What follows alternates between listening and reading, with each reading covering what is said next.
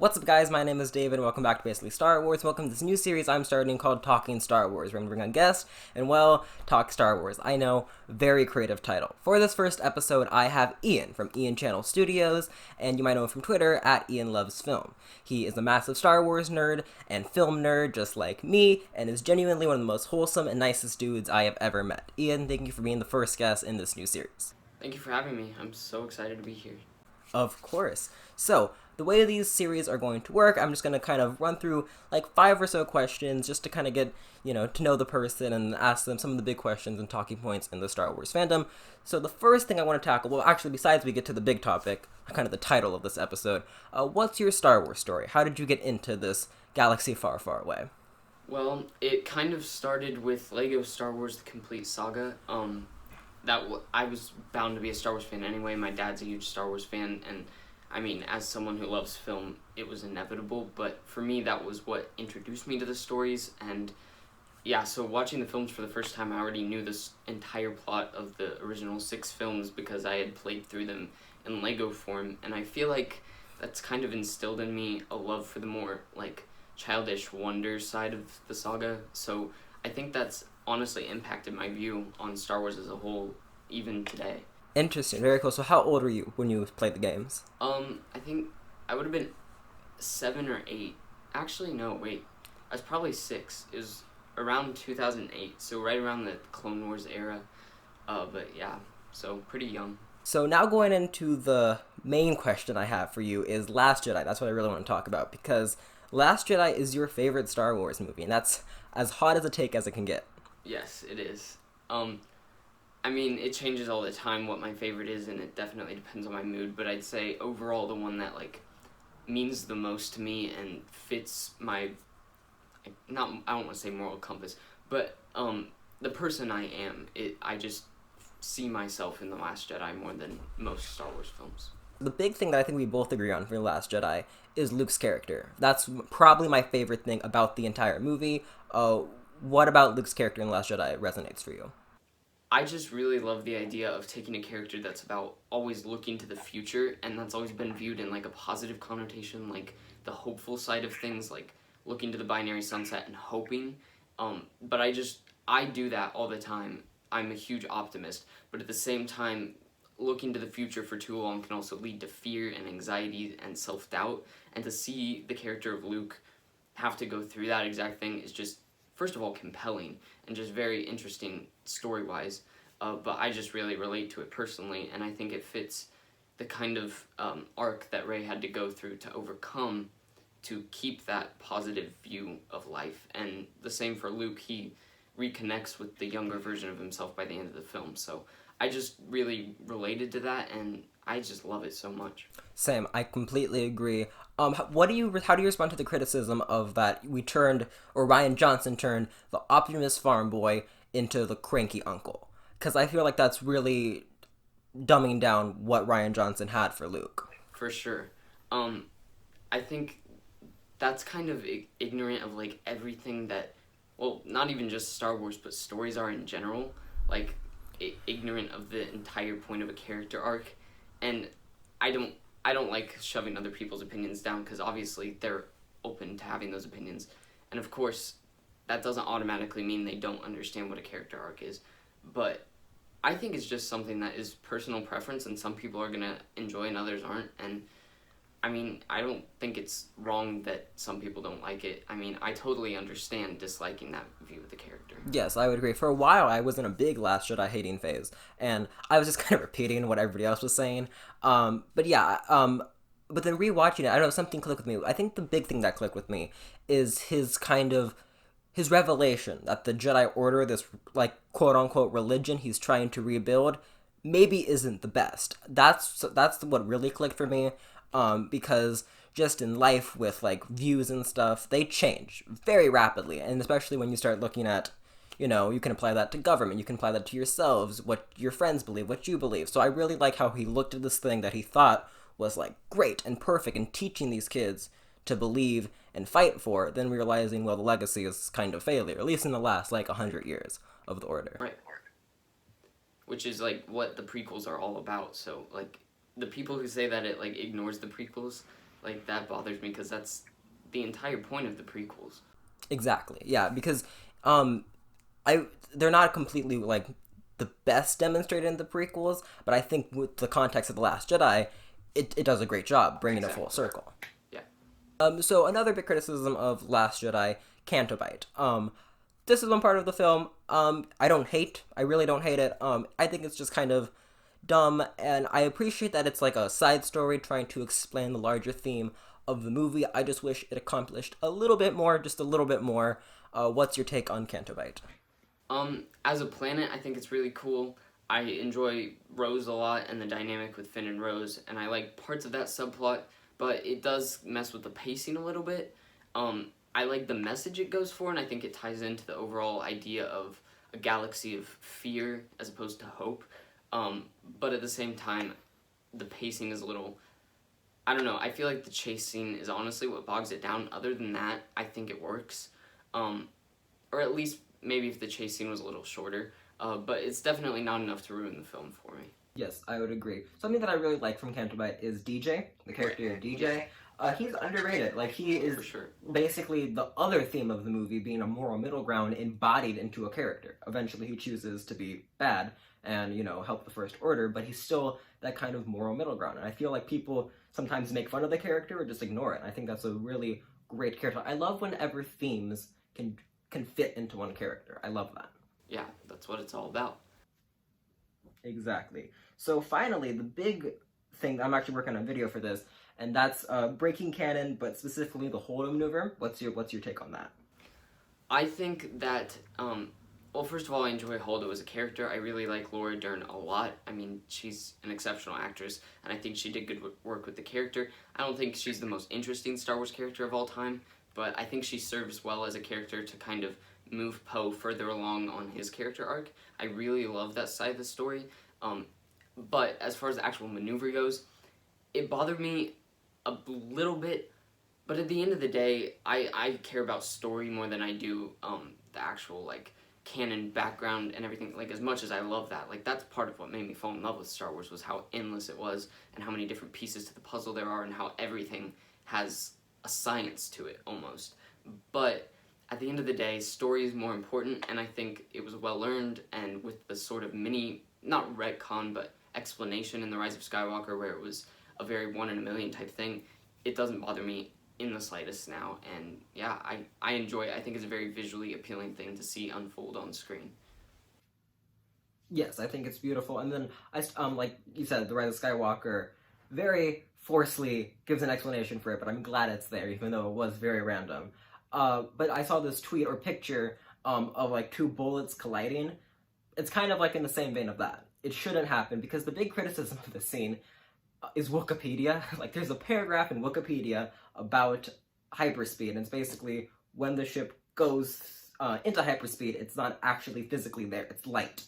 If we're gonna view Star Wars through that lens, you can. I'm not going to. Exactly. So yeah. that's what I would say to the people who don't like the scene. You're fine. It's fine if you don't like it, Right. but For sure. I'm cool with it.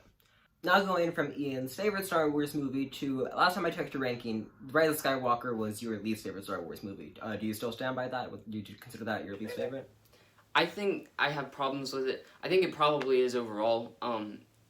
I think The Phantom Menace and Attack of the Clones, which are like the other contenders for that category, there are things about it that I really love and attach myself to. Whether or not it's nostalgia or just me actually enjoying it, I love those films so much. And I do love a lot of The Rise of Skywalker, but I would say if I were to rank them all, it probably is still my least favorite. Yeah, no, I totally get that. I have it above not above Rise of Skywalker. I have it above Phantom Menace and Attack of the Clones.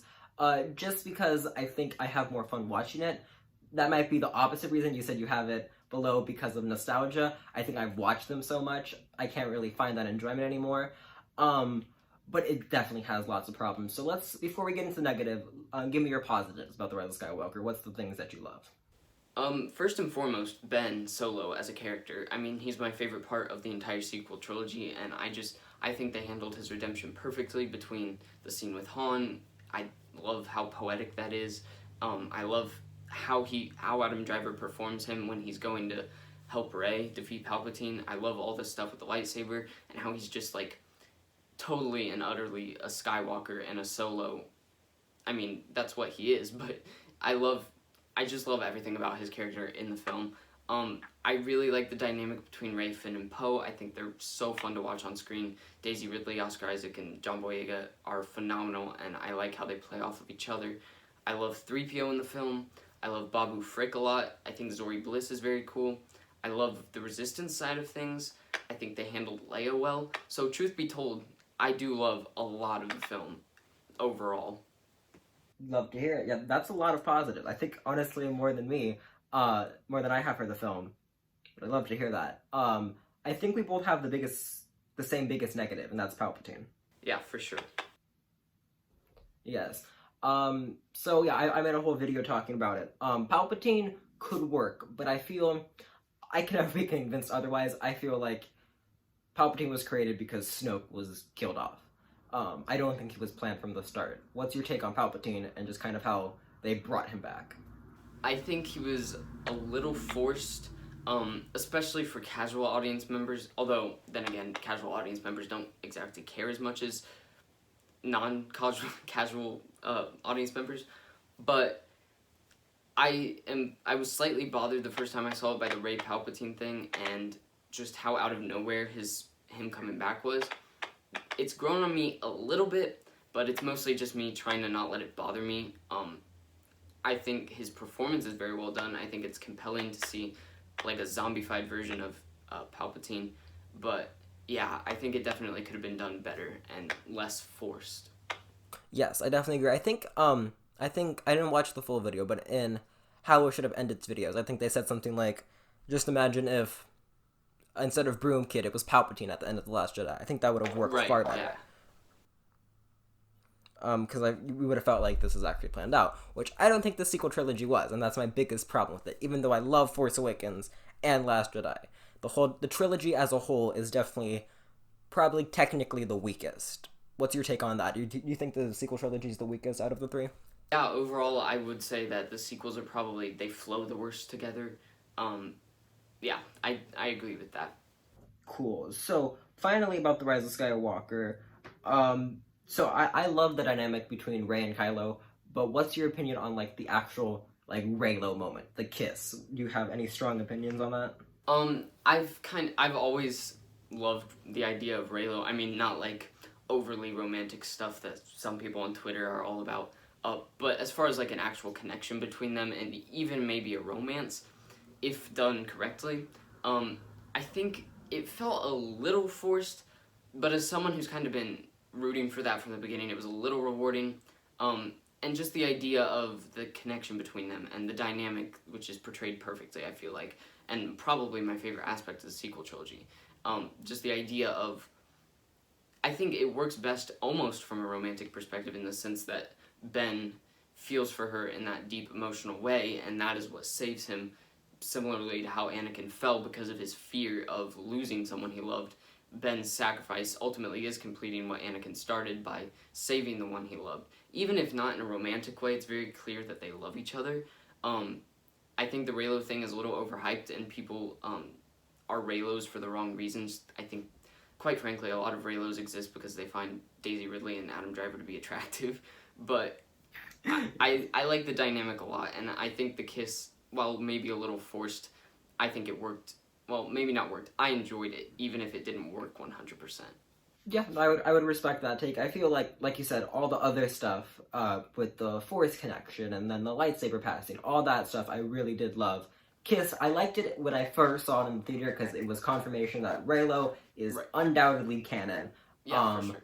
But the actual moment didn't really work, especially on rewatches. You brought up Force healing really quick. I can't believe I forgot about this, but Force healing. So you kind of defended it. You're not bothered by Force healing? What's your take on that? I think that it's similar to the Holdo maneuver in the sense that story should come over, what's the word I'm looking for? Canon, background Over, like, information, lore? I don't know. Yeah. Yeah, so I don't think it comes out of nowhere. I think the tie-in with having the child use it in the Mandalorian episode that dropped right before it came out, like, I remember watching that episode and I could already almost tell that was going to play a part in the film. It makes perfect sense. It plays well off of the Palpatine stuff, especially with creating life being a Sith power, I think bringing life back to someone who is dying or has died makes a lot of sense from a light side perspective, and the idea of like redemption and coming back, and the way it was used with Ben saving Rey and sacrificing himself, absolutely perfect. I think again the execution is a little sloppy, but I like it in theory and it works for me at the end of the day. Very cool. Once again, respect that take. Like you said, execution's a little sloppy. I do like the idea of Kylo trying to fulfill what his grandfather started, trying to save the ones he loved. The only big problem I have with that is that Palpatine, and then in the throne, not the throne room, but like the opera scene in Revenge of the Sith, it's like supposed to be a dark secret, and then it's supposed to be a noble secret or ability in Rise of Skywalker. So I'm not a big fan of that contradiction. That's one of the breaking canon things that I'm not a fan of, but I totally respect and get that take. I totally can see that. All right, and now wrapping up this first episode, I'm going to let Ian talk about this project that he's working on, which is a screenplay, and also let him talk about his YouTube channel and just kind of what he's working on, so take it away. All right, so in this time of quarantine, I've actually managed to finish my first feature-length screenplay, which is insane, and I don't think I ever would have been able to do without the advantage of quarantine. I'm someone who devotes passion to something, like all the way, full force, for about a week, and then I drop it for something else, which is a blessing and a curse. But, so I was finally able to spend a bunch of time devoting myself to one project, and it came together amazingly. I'm so happy with how it turned out, and I'm super excited to share it with people as soon as I can figure out how I'm going to go about doing that.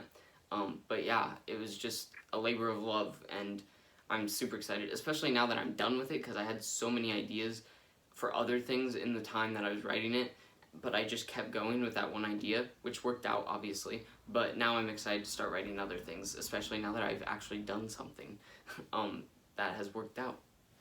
And the screenplay is called For Kira, if I remember correctly. Want to give us a quick synopsis? Sure, yeah. It's all about this couple of kids that have been on and off since like the first grade. Their names are Ricky and Kira, and it's basically about whether or not young love is worth it, and what love is in general, which is a very big topic to tackle in a screenplay that's about 105 pages. But I was able to do it, and I'm really proud of how it turned out. It's about the perspective not only between Ricky and Kira, and how love is basically a game of whether or not you choose to accept each other's alternating perspectives, and how you can let those perspectives bounce off each other to build a successful relationship. But beyond that, the perspectives between their parents, who both went through different experiences with young love, and obviously perspectives. And again, I can't say it enough, perspective is the theme of everything, and it means a lot to me to be able to tackle something like this. I obviously haven't really experienced much in my life in that vein, but still, my goal was to write a coming-of-age love story that wasn't cheesy, and I hope I've done that. It might lean in a little bit to the cheesiness, but at the end of the day, love is cheesy, and yeah. But now that I've written something like that, I'm really anxious to write something a little more intense, but to write an intimate story, especially as someone who really loves that type of story, was just really exciting, and I'm super proud of how it turned out, actually. That is awesome. Like, seriously, like, that is so much thought and depth into that. Such a young age. Congratulations. I can't wait to read it when you start saying it out. Thank you. Okay, so now I want you to kind of talk about your YouTube channel and just kind of what you're doing there, and other projects coming up, video essays, all that kind of stuff. I haven't been active on YouTube in a while. I'm hoping to return somehow, in some way, shape, or form. I've done a million different types of videos. I've dipped into video essays, simply just me standing here and talking about film. I've done gaming at some points, which is not the same type of thing at all, because that's basically, I mean, gaming channels can have effort, but I'm saying, like, for me, when I make a gaming video, there's not much effort involved in it, so I don't even consider that in the same category. The point is, my YouTube channel has always been kind of all over the place and very inconsistent when it comes to me uploading, but hopefully I can also use this time of quarantine as a chance to hopefully get back into that, because I really do enjoy making videos, especially having videos done. That's the most, I mean, obviously that's the exciting part, is when they're done, but yeah, I hopefully will be making a return in some way, shape, or form soon enough. When you return, will that be video essays? Yeah, I might. The editing is honestly what has been holding me back from producing video essays because the last one that I made, I spent literally like upwards of 10 hours on, and then it didn't even perform that well, which obviously it's not about performance. But yeah, it was just, I felt exhausted after it and wasn't really in the mood to make any more. So I'm probably going to do more of like me, like video essay type things where I write it ahead of time and plan it out and discuss the same things, but way less edited and more of me talking directly to the camera, because that's something that I personally enjoy doing more. But yeah, that was the long way of saying yes, more video essay type content. Very cool. That's pretty much, I've gone through that same exact train of thought where I want to make video essays, but if you try to do only B-roll Right. and editing and freeze framing, literally takes forever. So I Exactly. blended both B-roll and then my face talking to the camera. So I had that exact same train of thought. For sure. Okay, so let the people know where they can find you on social media. Of course, YouTube, Ian Channel Studios, but tell them about your Twitter. It is IanLovesFilms, or film, singular, not plural. But Twitter is, I honestly kind of use it as a space to be a lot less professional than I am on anything else. And I take advantage of Twitter being a place where you can tweet constantly without it being weird. So that is a very different side of myself. It's probably the more real version of myself on Twitter. But I've made so many great friends and connections on Twitter, and I enjoy it so much. And it has become one of my favorite social media platforms for that reason. But yeah, I'm on Twitter most of the day, especially in quarantine. But yeah, I love Twitter a lot. Very cool. Ian, thank you so much for coming on and doing this first Thank you for episode. I having me. cannot wait to expand this series. And once it gets, to more of an established thing, hopefully you can come back on and we can talk about other Star Wars Yeah, news, sure. all kinds of stuff. So once again, thank you so much for coming on. Thank you for having me. This has been so much fun. Awesome. So if you guys like this episode, make sure you subscribe because not only do I do these kind of interviews now, I also do my standard, Star Wars news, Star Wars video essays, quote unquote. So yeah, subscribe. You can check me out on Twitter at DaveLawlerYT, and make sure you subscribe to the David and Aiden Show podcast, Spotify, iTunes, all those places. Thank you so much for watching. May the Force be with you.